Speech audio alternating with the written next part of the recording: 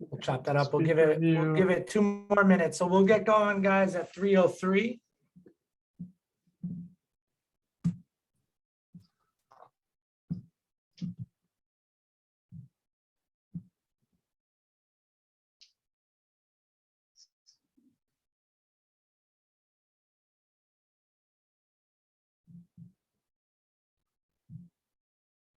Bill, I just want to give you a shout out for really doing these every other week, having some sort of either guest or whether it's an agent, whether it's just a guest from all walks of life. I think it's really impactful and really important. And I just wanted to say thank you to you for really organizing these, because Christina does the calendar, but you're the one that gets them on the calendar. So thank you for that. Of course, man. You got it. You got it.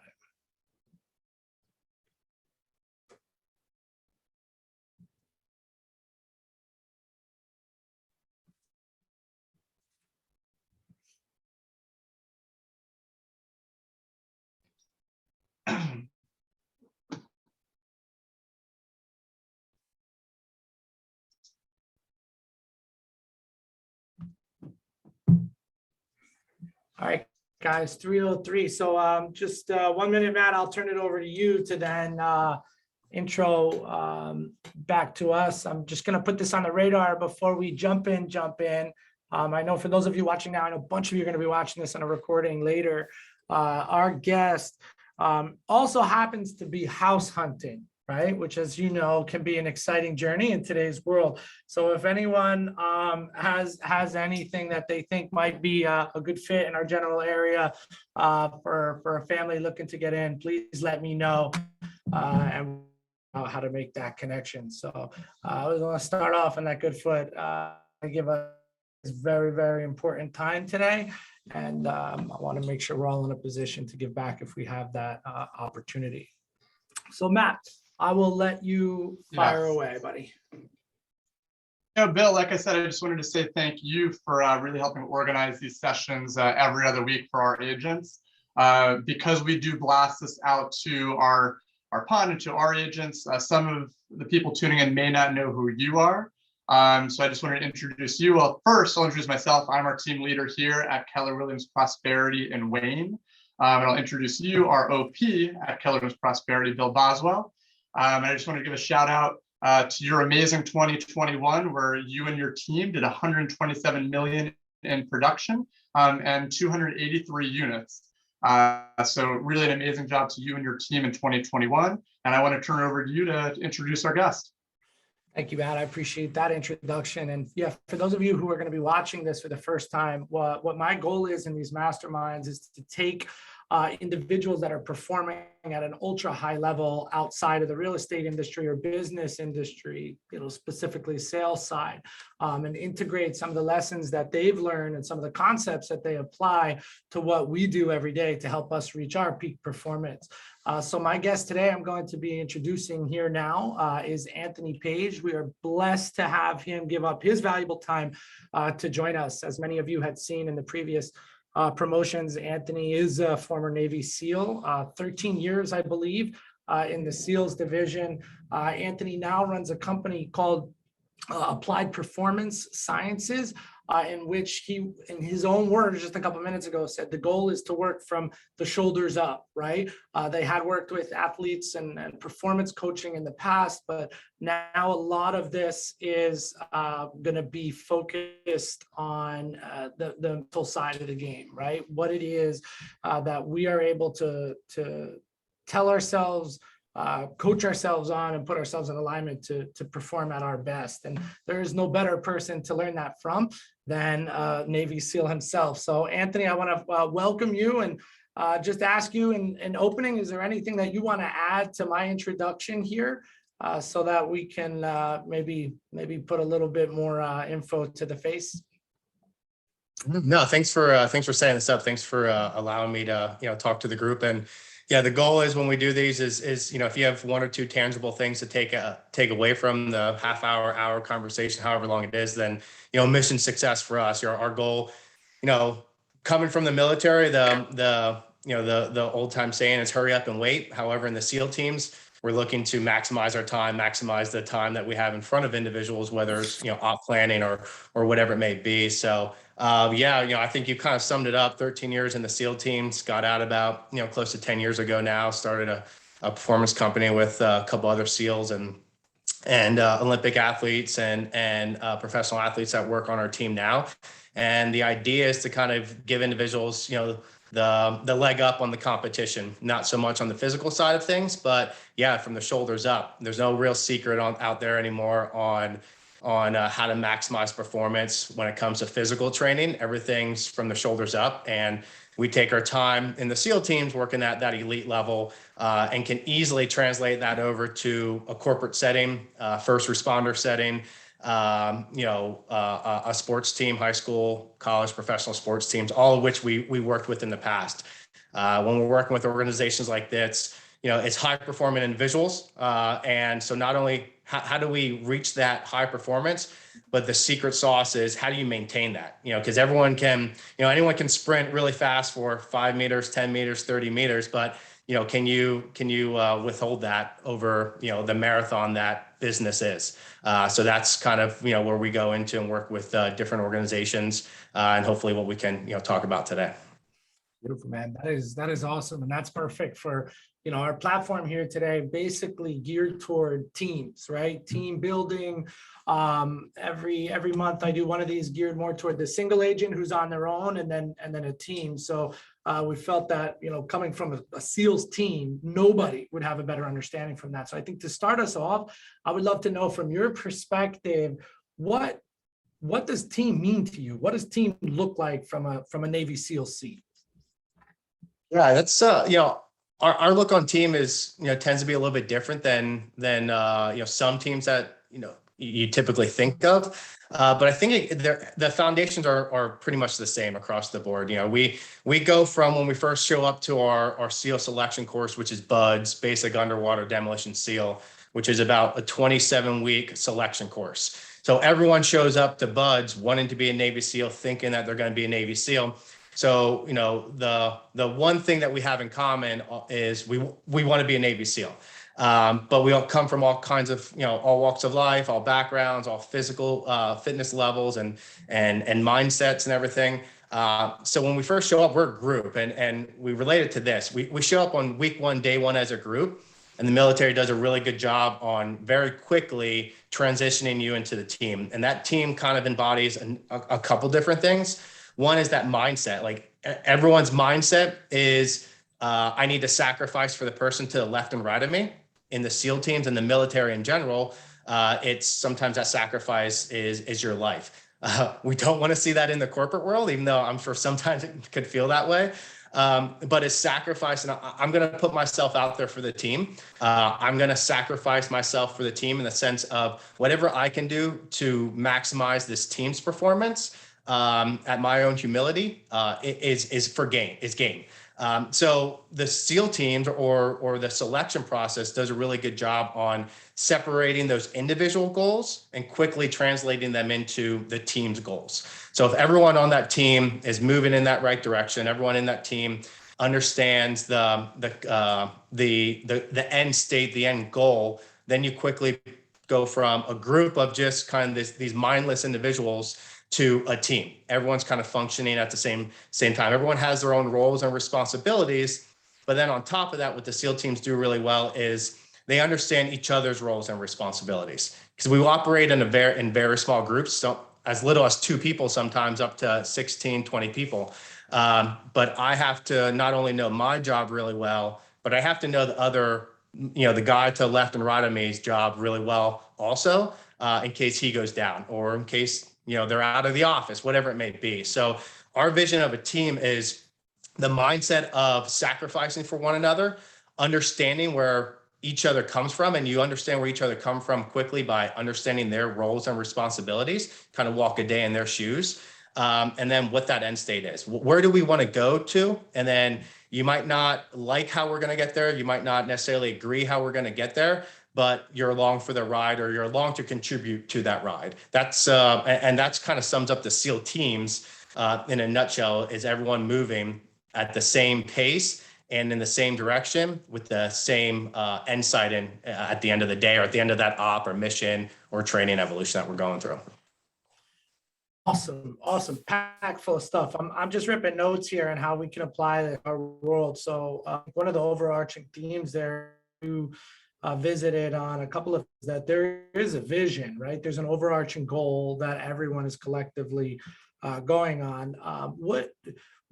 Who casts that vision? Whose role is it in that world? Because in our world, you know, from an office perspective, there's a role in the market center who's supposed to cast the vision. And if we're not casting the vision correctly, we get breaks in the armor quickly.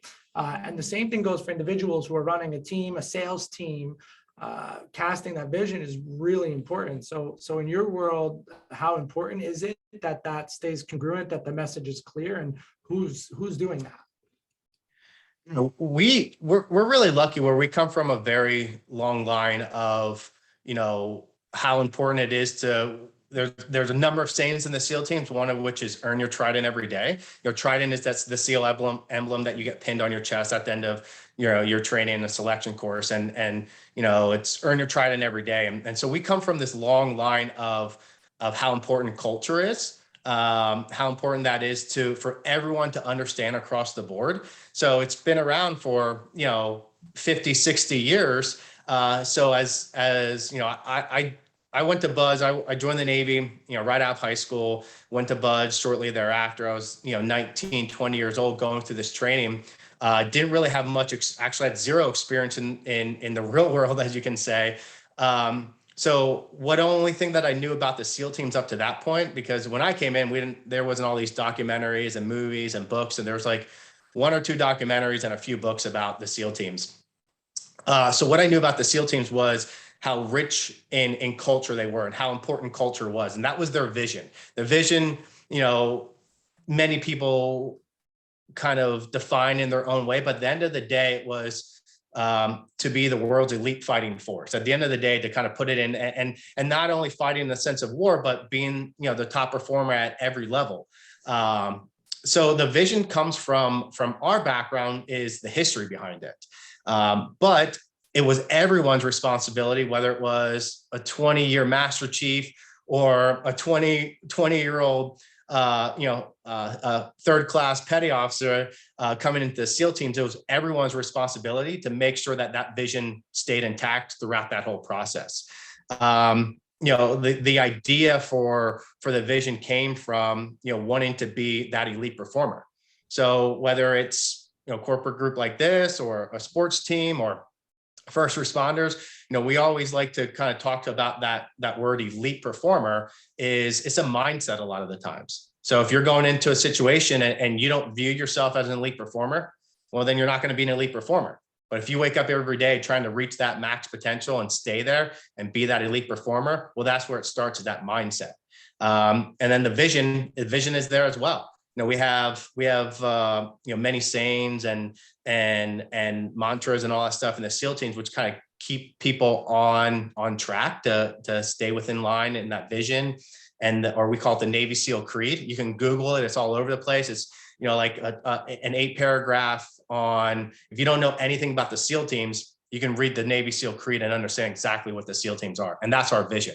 And we're lucky enough, about 20 or so years ago, is actually put on paper. So now that the new guys that are coming in can read it and understand what the vision is of the teams, of the community, and understand that it's everyone's responsibility, that if you have a trident on your chest, it's your responsibility to keep that vision on track. And if not, then you usually don't have a place in the SEAL teams. So here we go. That's a big aha for me. And this is somebody who's run a team for quite a while. Like, that was, you know, eye-opening. The vision in writing from a company, we have that, right? We actually have it on our wall upstairs so people can read those important things and know where they are. We don't have that for our team, right? And that's something that I think could be really impactful. And I think everybody on here should take note of that. If you don't have that, that's where you went right to, right? That creates this historical lineage of passing down exactly what it means to be here and be part of this culture, is another word that you use. If we're not defining that in a clear way that can be replicable, then I think a lot of stuff could get lost in translation.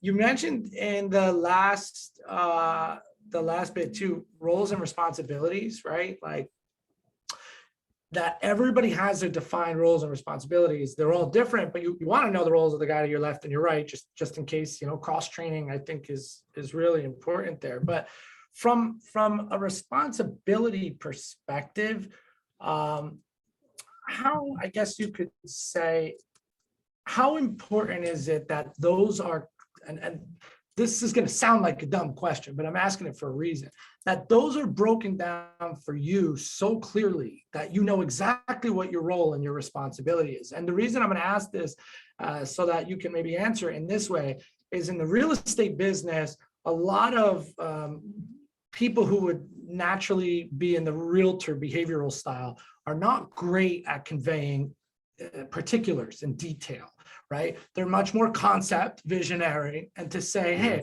I have a staff of 4 in the office, here's everybody's role, okay, go do it, right? And it becomes much more of a, hey, dump on your plate and do it. Coming from someone where that exact decision-making process could mean the difference between death, depending on the situation. Yeah, again, how clearly are those roles defined in your world? And from a performance coach with a really good understanding of peak performance, what do you say to that agent mindset who's not as detailed in those departments or compartments with the people that they need to execute at a high level? I think they're as defined as they can be. So I think, we have to be flexible. We have to be able to, I think what separates, special forces and conventional forces are that ability to think outside the box. And part of that is to allow you a bit of autonomy on your roles and your responsibilities. So obviously we had defined, schools that we go to, breacher schools, sniper schools, some like intel gathering schools, all these different schools that, individuals become the SMEs, the subject matter experts. And a lot of it is you don't have to become a subject matter expert in the person's job to left and right of you, but you have to understand you have to understand how to do it at the minimal level in case that person goes down, or in case, there's limited people allowed on an op that you can pick up, that individual's job. So the definition of, like, for me, for example, one of my deployments, I was a breacher. So my job was pretty fun job of blowing stuff up sometimes, or like trying to find a way into a house or a compound through, many different means. However, everyone that went out with me, the 15 other guys that went out with me that night on that op, could also, at a minimum, gain entry to that building, gain entry to that compound in some form. Maybe not the way that I would have done it, or the more advantageous way, but they understood how to do it. So it was defined in the sense that I know what my job was for that specific op or that mission, or maybe that whole 6-7 month deployment. But it's never set in stone that we become so married to that definition of a breacher or a sniper that we can't move away from that. I think it's important to understand everyone, at least a bit of everyone's job in an office. So once again, you understand where they're coming from. Maybe they're bringing up points. Maybe they're bringing up some gripes that you're not really connecting with, and you might not be connecting with that because you don't understand where they're coming from. You don't understand their roles or responsibilities. And what we find when we work with corporate groups are the higher you gain on that ladder, the higher you climb on that ladder, you forget about some of the smaller jobs, so to speak, on your way up. And then you lose track on how's that going to affect the person maybe at the bottom or just coming up in this industry on the decisions that I'm making now. And you mentioned culture, for example. There's time and time again, we'll go into a group and we're like, okay, the C-suite define the culture, all right, middle management define the culture, and now the most junior individual define your culture, and they're all different. Everyone thinks the culture is something different, and a lot of it is because maybe it's not in writing. Same thing with the roles and responsibilities. You might define someone's roles and responsibilities different because it's not in writing. This comes really into handy when we work with sports teams, for example. Like if you're going to choose a leader, you're going to choose a captain. Well, then you need to define it for that individual. So that way you have something to grade them on as well. So us defining our roles are great on paper. But as anyone knows, when kind of, the things hit the fan, some of that stuff we have to be flexible enough to shift and move, which allows us to operate at the level that we do, is always thinking outside the box, never being married to, a way to take down a building or a way to, move into an op. But we have kind of the left and right limitations where we need to be.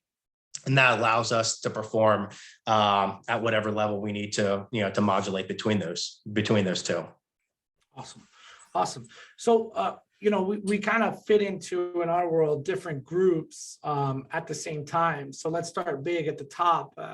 In some of these offices, they're large organizations, and the culture of the office is meant to be one of a sales force as opposed to an individual agent, right? So what experiences have you picked up along the way that you think would apply to somebody who is a member of a larger office, right? 200, maybe 300 people. What could they do or keep an eye out for, or want to influence to change to make that a better cohesive unit on a large scale like that? I think the trouble becomes when people think that they can't make change because they're part of a larger quote unquote machine. And that's almost like you're setting yourself up for failure. That's like I just said, moving into a situation, not thinking of yourself as an elite performer. Well, you're already behind the 8 ball. So I think just and it sounds a little like corny, but just knowing that in order for change to happen, maybe it has to start with you. And you can create that change, and you can create it at the level that is fitting for you. So coming from the military, we're really big on chain of command. So, we definitely, but we don't push for jumping your chain of command, walking right into the CEO's office or COO's office. And, as someone that just came into the company, but you also have to realize that, if it's important to you, then it's probably important to someone else. And if it's going to, once again, create that team environment, then it's probably important enough to bring up in those meetings or bring up with your other colleagues. But it starts with that individual. It starts with that individual to create that change. For us, it doesn't matter if you're a new guy in the SEAL teams or a 20-year, senior in the teams. Everyone has that voice, and that voice can be heard given the time appropriate. So everyone knows, being the new individual on the team, a lot of people will kind of, just kind of sit back and watch, and maybe they see a mistake happening, or they see a way that something can be performed a little bit better, and they don't say anything because they think that their role at that time is to basically keep their mouth shut. And that happens in the SEAL teams. There's a time to bring it up, and there's a time to keep your mouth shut. We're pretty open and honest with one another. However, when it comes time to create that change, and when it comes time to move that team forward in a positive way, it's your responsibility to speak up. It's your team, it's your environment, it's your culture that you're trying to take ownership of. So it's on you to say something. It becomes a little daunting sometimes when you might bring something up and it falls on deaf ears.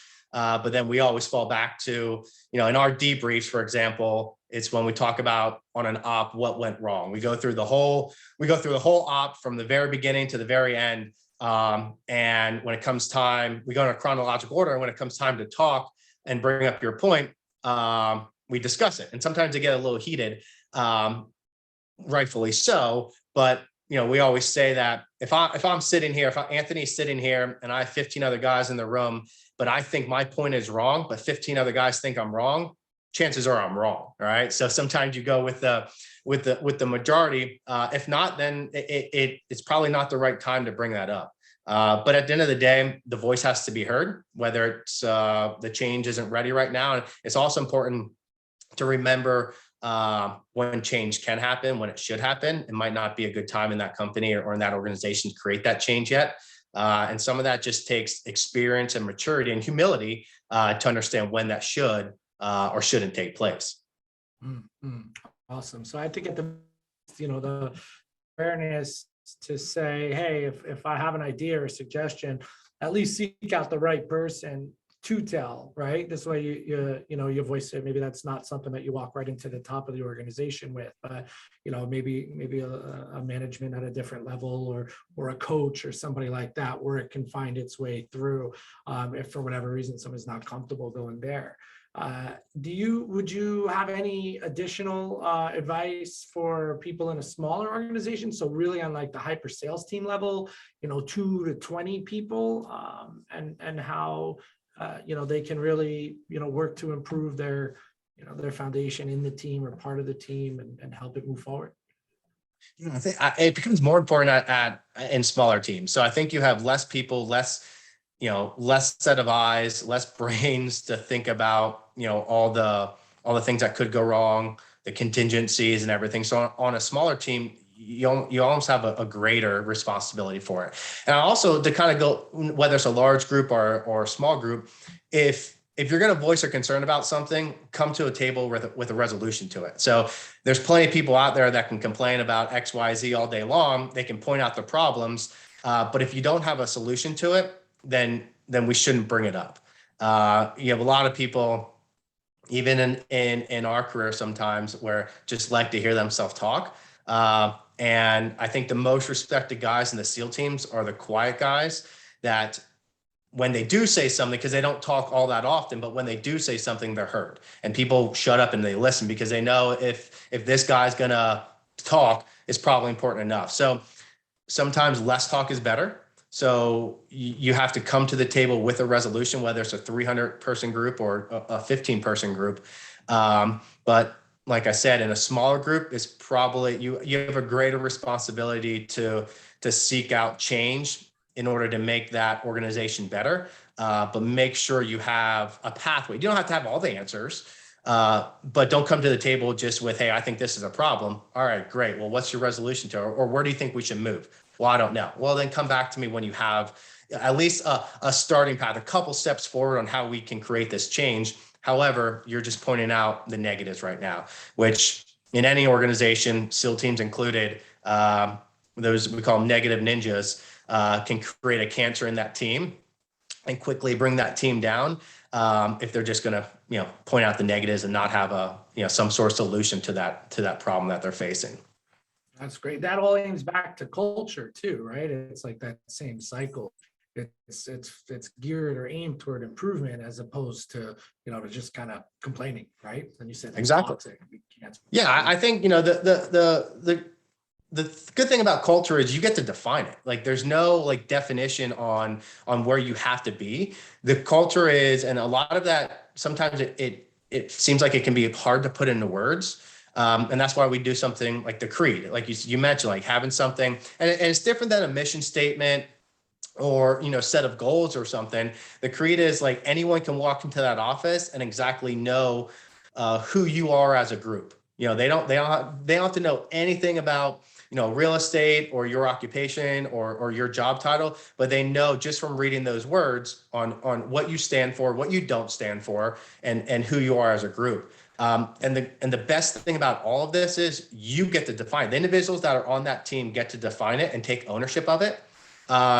It's not gonna, people aren't gonna buy into it if you just have like one or two people sitting in an office coming up with that and then posting it on the wall, because no one had buy into it. So when we go into organization or when we work with sports teams and we're looking at creating this creed or creating this group of words, everyone has to have a say into it. Everyone has to buy into it. Or you're just like, it's just another mission statement or it's another, motto on the wall that I really don't understand what it is. So the glorious thing about culture is the individuals on that team get to define it and should define it as a group, not as, just a small group, a committee or someone. And that's up to the leaders to push that information down. Just like everyone has a voice on the team, everyone also has buy-in and has contributed to this culture that we're now part of. It's awesome. Priceless advice. So again, it's always fascinating to me. We have these conversations with just people from totally different walks, right? We've had professional athletes on here. We've had people from several walks, and hear the lessons learned in those worlds and how applicable it is. Because at the end of the day, right, team and organization is really the commonality. It's just in what direction that's faced in is the service that comes out of the other end. So I'm going to switch gears a little bit. So those of you guys here, if you're coming up with any questions at the end, I would like to open this to a little Q&A. I know often our attendees are a little hesitant to jump in on the Q&A, but I want you guys to feel comfortable. So begin to prepare that. This is flying. We're like a half hour in already. So in about 15 minutes or so, we're going to shift over to that Q&A. And if we don't have anything, Anthony, I'm just going to continue with a couple questions that I have too. I guess in switching gears, I want to take this somewhere where a recent interview had gone, and I really wanted to hear your opinion on this. We're in a world where quite often there can be a ton of given to an individual, and for whatever reason in a situation lacked self-discipline, right? I don't want to get too into specifics of the modern generation like that, but there are organizations, and I believe the SEALs team is one of them, where we're being disciplined and having that self-discipline is vital for the mission, right? That there is not a lot of play here, right? Self-forgiveness only goes so far if you want to sleep in every day at Bud's camp, right? For 4 days.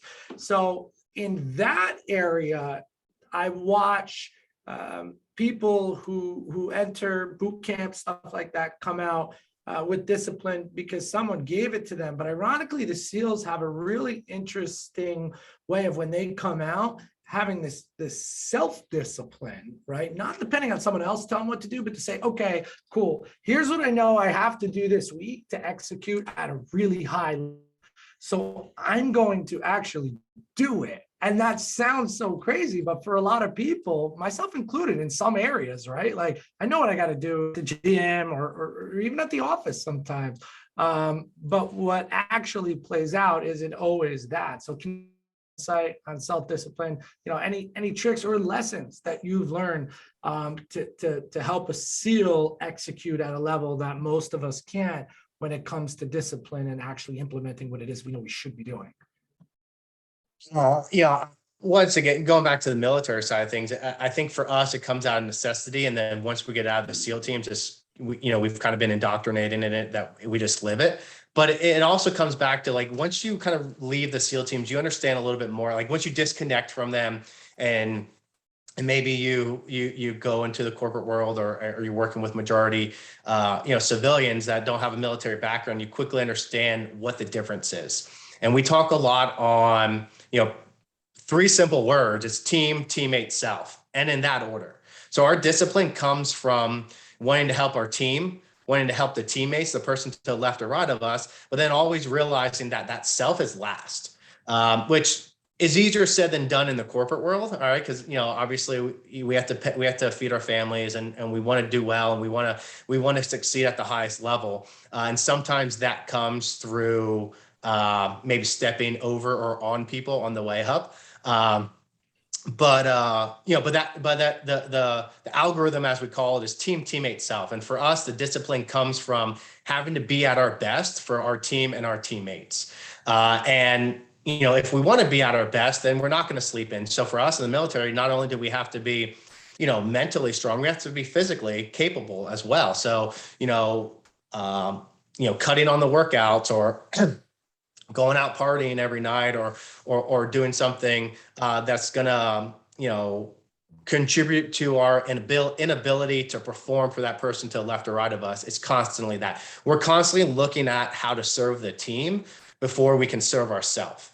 And if people really understood this concept and actually adopted it, it has huge implications in the positive way. Since, like I said, if you're part of a 20-person team, for example, and every person on that team is living the mantra of team, teammate, self, then you have 19 other people looking after you. All right. You're not last. You're not putting yourself last, because you have 19 people putting you first.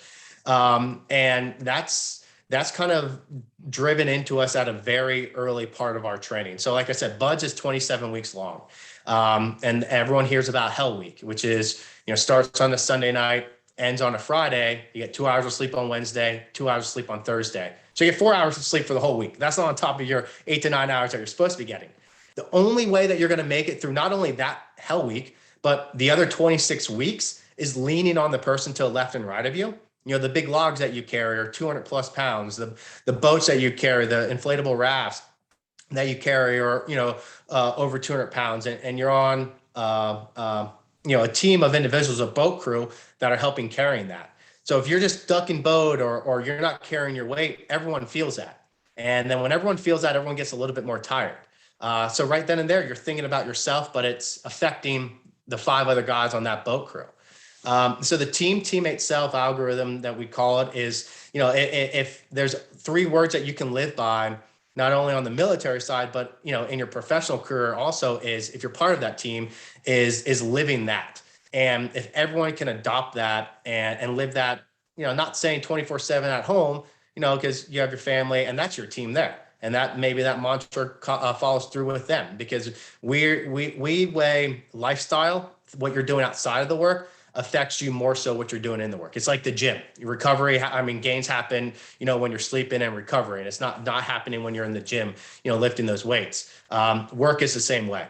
What you're doing outside of life, outside of the office, affects your office. But when you are there, all right, you have to realize that you're part of that team. If you're going to be part of that team, well, then you have to buy into that team culture. And we recommend the teammate self mantra, because every day you're going to wake up and you're going to find out, yes, I want to be successful as an individual, but if the team succeeds, then I succeed. All right. And I always equate it to, like, it's lonely at top. If you're that, top performer up at the top all by yourself, yeah, it might be cool, for a short while, pat yourself on the back and, you outperformed everyone.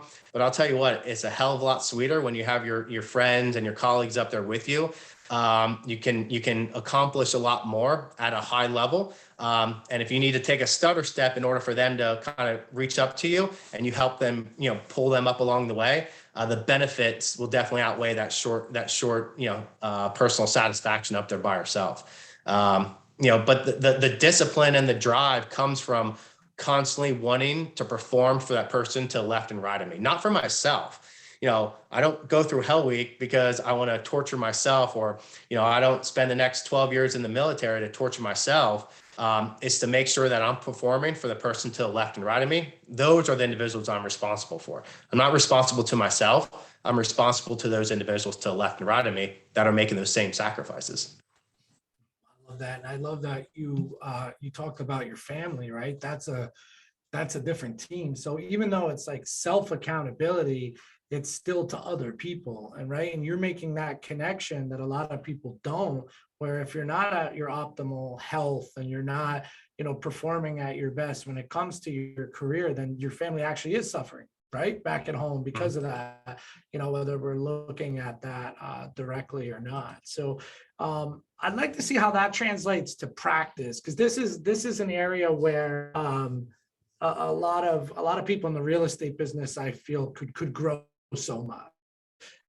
We take for granted, especially a lot of people who have some talent and a natural interpersonal skill, don't run through practice so that when they're actually in the situation, they can execute at that high level, whether it be, scripting or objections or just, best practices for getting someone's offer accepted, having all those tools in the tool belt at the top of their head, just waiting for it to happen. So from your experience in the military and then in business coaching, can you tell us, like I've asked some other guests before too, how important practice was and is to you and the missions that you had to accomplish? And then maybe we can apply some of that friendly pressure to every day to say, hey, we should have time set aside daily, weekly, to practice the sort of our trade, like you had mentioned earlier, the elite, right, person. So I'd like to hear your take on practice. Yeah, it's everything. So the expression is train like you fight. There hasn't been a scenario in training, or real world, I should say. There hasn't been a training real world on any of the ops that we've been on, or that I've been on, that I didn't see something similar or harder in training. So we train to failure. And a lot of people are scared to train for failure because it shows their flaws, which is, I think, one of the biggest cop outs that I found, like, moving into the civilian side is everyone's too afraid to show their flaws because, you know, they lose that edge maybe. But for us, training to failure is what we live by. So if we're not training to failure, we don't know where our breaking points are. We don't know where we need to work. All right. So just like after a debrief, we don't talk about the success that we had. Yeah, we might high five ourselves if it was, you know, if it was a really cool op or you know, we found what we were looking for. But we quickly go to, okay, what did we do wrong? What can we do better on that next stop? All right. So that way we don't make that same mistake again. And that goes back to training. All right. You know, our training, you know, we spend about a year and a half before we go on deployment. So we have 2-year cycles. And sometimes it's a little bit shorter depending on what's going on in the world, but we usually dedicate a good year to training before we even go on our deployment. That's, you know, whether you're in for 20 years or 5 years, you do that 2-year workup, they call it. And, you know, my last 2 years I spent as a SALC instructor, which is, you know, teaching already SEALs like how to shoot, move, and communicate through a city, through a town, through a village, while clearing buildings and picking up threats. And it was always interesting. I could easily pick out the new guys during our debriefs because our new guys would be the ones that were the most upset. They were upset because they're like, oh, well, we would never see this overseas. This would never happen overseas. And at first you're like, well, you're a new guy. You don't know what you're going to see overseas. So shut up. All right. And we can say that in the SEAL teams. You can't say that where you're at. So don't do that. You know, and then we say, you don't know what you're going to see. And then second is, I hope you don't see that.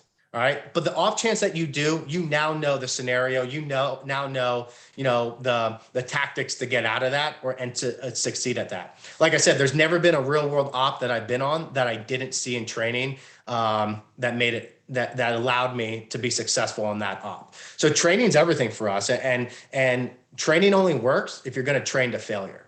And then the next thing that you mentioned was, you know, sharing those training ideas. And I think it's really hard in a setting in a commission-based industry for individuals to share their best practices. But it goes back to that teammate self. It goes back to, in order for the team to succeed, in order for me to succeed, the team needs to succeed.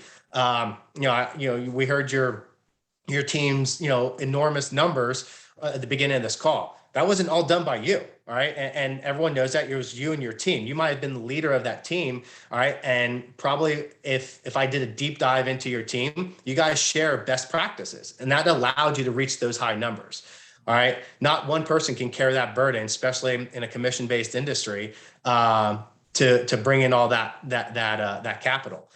So sharing best practices during those training evolutions or during that time that you set aside for training, there's not a secret out there. All right. There's no secret on you know, how to pick up a listing or, you know, staging or whatever it may be. I don't know real estate all that well, but I can almost guarantee you there's no secret out there. Someone wrote a book, someone has a podcast, someone's doing seminars on it. All right. Well, then save that person the time and the trouble from having to go through everything that you did, maybe as a veteran, to bring them up to speed. And that comes through training. And that comes through training to failure. That comes from learning from each other's mistakes. And that comes from, you know, everyone being on that same team, or everyone being on that team and wanting the end state, which is being highly successful at an elite level. And to set time aside for training is paramount, whether it's once a week, once a month, whatever it is, optimize that training time and use it for training, and don't use it as, you know, a cop out to go do X, Y, and Z. Actually use it for training, and then make sure you're pushing your training. If you're not pushing, then you're wasting your time. And that's where we come with the term training to failure, because that's important. We have to see our shortfalls, or we're not going to be able to fix our mistakes. Yeah, and again, look, training is not something that you do on the side to be able to do it. That's actually part of your culture, right? So you even talk about this kind of metronome that you guys go through as you go through the years of being on the SEAL team, where you're home training for a set period of time, and then you go out and do it. So it's actually part of the game.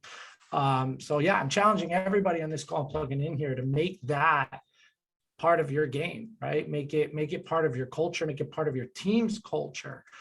so that you can show up and like Anthony just said, to never have been in a real world op where it had been, something that he hadn't experienced, at least on some level in training before. That gives you a lot more confidence running around in a city you've never been in before, right? Than if you were like, oh man, I didn't show up for training that day, right? I was out last night. So that's awesome. As far as advice for individuals, right? We have people on a team and then people running a team. What would your advice be with all of your experience for someone who's currently running a team? So an individual or two individuals, right? They have, let's say, somewhere between 5 and 15 people underneath them, all independent contractors in the commission-based business, right? So the leadership component is so much more important because you can't actually tell them what to do. Legally, you can't say, be here today at this time. Yeah. You have to make them want to be there that day at that time. So for the leader in that situation, what advice would you have for them based on your experience? I think everyone's looking for something. Everyone's looking to get something out of the time that they're there. So what can you do as a leader to present that value to them? And a lot of that is getting to know your team. So you don't know what makes people tick or what's going to get them into the office or what's going to motivate them unless you know that individual. So I think the first thing is get to know your team. You have to know who's working with you on that. The second thing is don't hire for an individual's performance or ability. You can teach that. You can teach someone how to be a great agent. All right. What you can't teach someone, or it's going to be harder to teach someone, is to have them adopt or buy into that culture that you're building there. So we always talk about hiring for culture. Hire for that person that's going to fit best into your culture, and that might not always equate to the person that's bringing in the best numbers. So know your team. Before you even know your team, make sure that you're putting the right people on that team. All right. Don't always just hire for their past performance at another team.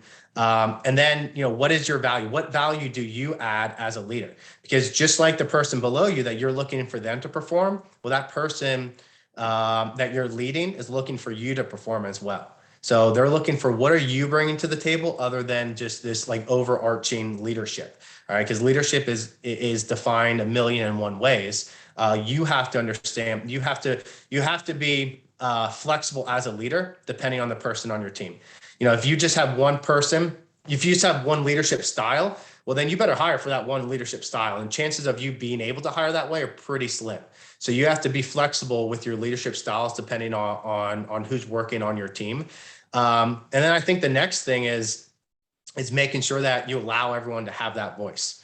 All right. As a leader, an individual leader or, co-leaders, you have to be on the same page that, yes, it's easy to say I have a quote unquote open door policy. But when someone actually comes to you, do you have that open door policy?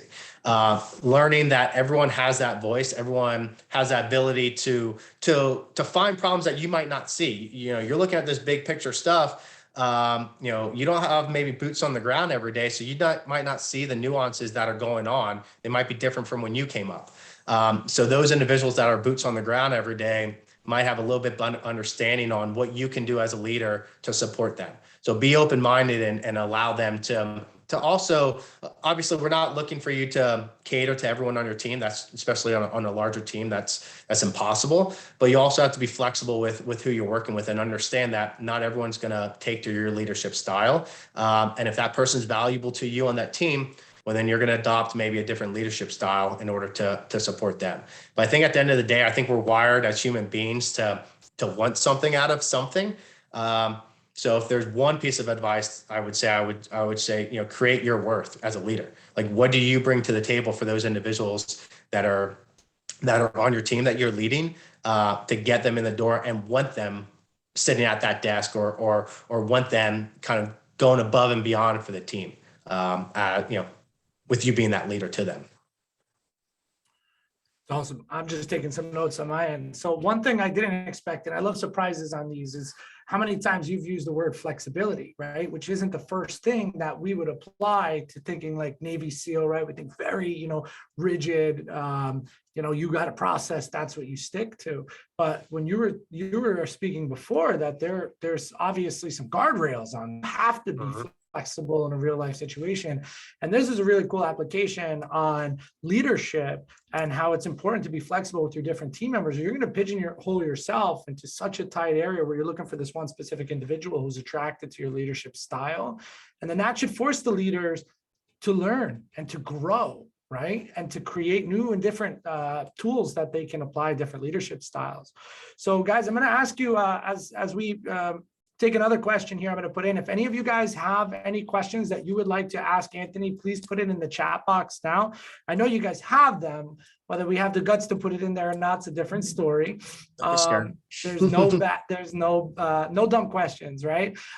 So we just talked about for a leader, what advice we would have for them. And I think everyone's a leader. So when I say a leader, I mean someone who's functionally leading a team. What advice then would you have for someone who's on a team, right? So I'm not leading the team, and this might be, a long-term position, or it might be, hey, I have aspirations of leading a team or growing within this team, or what. Based on what you've experienced, what advice would you have for somebody who's currently on a team? There's a team needs leaders, and a team needs, for lack of better terms, followers. All right, you have in the SEAL team, we call them the sled dogs. All right, the person that's actually pulling that train, and then you have the individuals that are making those calls, which are typically senior and more experienced individuals. As someone that might not be in that leadership position, you still have to look for leadership opportunities. So what makes the SEAL teams unique are there are multiple leadership opportunities, and it's on that SEAL to seek them out.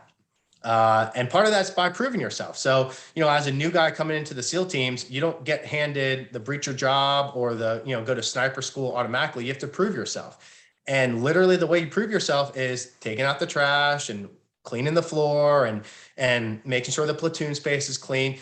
If you can't do the small things right, well, then you're probably not going to be able to do the big things right. So, you go to all these like really mundane schools that you're like, why am I ever going to use this as a SEAL? And you probably won't, but we need to see that you can do those small things before we give you those big tasks. So I think the one piece of advice is you're the driving force behind that team. The younger generation, the rookies on a team, the new person, they're actually the driving force. And we always give this rookie talk to sports teams. And the rookie talk is pretty simple. It goes like this. You drive that team in the sense that the closer you get at biting at the heels of the person that has that starting position, the more it's going to push that person in front of you. So as a person that has a rookie behind me, if he or she is biting at my heels, that's only going to drive me to perform better because I want to keep my position. So competition, you talked about competition earlier. There's competition's good as long as it's done in a professional and healthy way. So those rookies on the team drive that team. All right. The rookies on the team are going to push the people in front of them and going to help push them up that mountain or push them up that ladder to be better. And that's where we get everyone up at the top and not just that pyramid effect. And then the next thing is, looking for that leadership opportunity. There's always leadership opportunities. All right. There's a ball that's getting dropped every day. And are you going to be in the position to pick up that ball? You're going to be in the position to step in when needed, to prove yourself and to prove to the people above you maybe that you do have that responsibility. There are individuals that are completely content with not being in that leadership position. And it's your job as a leader to identify them. They have a role. We talked about roles and responsibilities. They have a role and they have a responsibility. And some people don't want to be developed as leaders, and that's fine. All right. They have a position at that team. We have to put them in that position. We have to keep them in that position. We still have to kind of, foster them in that position, but not everyone's meant to be that leader. Not everyone wants to be a leader. And there's a role for them. We need those followers as well. They're just as important as a leader.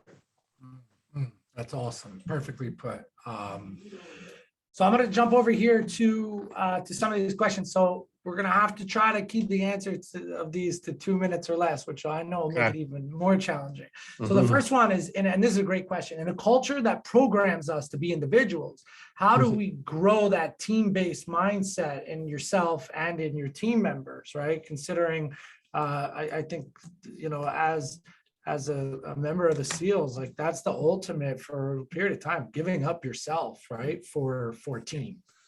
Yeah. No, and you're not really giving up who you are. It's you're bringing you to the table. You're contributing that way by bringing your strengths and also weaknesses to the table. And we grew up in a culture of being individuals, which is great.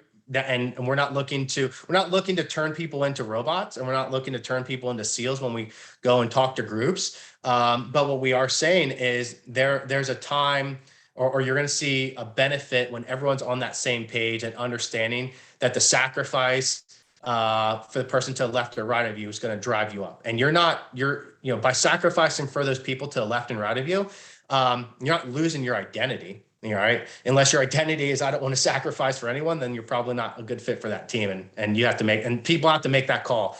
But no, you're not sacrificing your individuality. You're looking to push that team forward by sacrificing for one another, and then just maybe bringing your strengths a little bit closer to the forefront, so other people can see them and you rest on those, because we don't want to lose you as an identity, especially if someone hired you for who you are.